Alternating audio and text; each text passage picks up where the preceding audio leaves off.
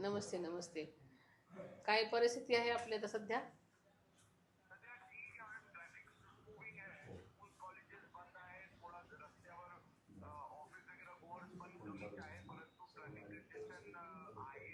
बरोबर. हां हां हां हां.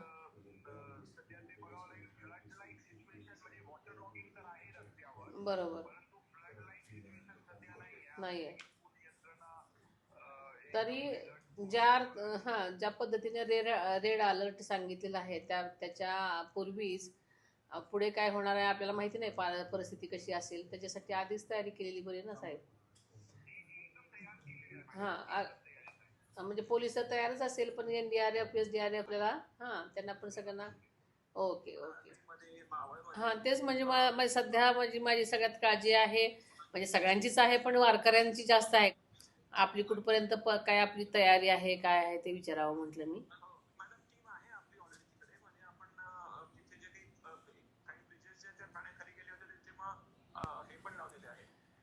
नो ट्रॅफिक असं हे करून टाका, कारण काय होतं की बऱ्याच बाहेरगावची वृद्ध महिला, लहान मुलं सगळेच जवळजवळ वयस्कर माणसंच मोस्टली पालख्यांमध्ये असतात आणि मोठ्या संख्येने तिथं गेलेली आहेत लोक.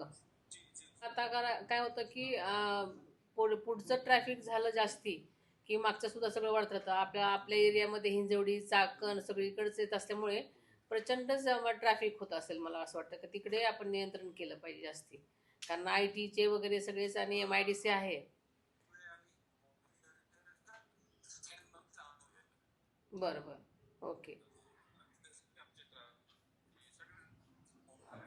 तर तुमचं सगळीकडे नियंत्रण कक्ष सतत चालू ठेवा आणि सगळीकडे व्यवस्थित लक्ष द्या आणि मला अपडेट करा.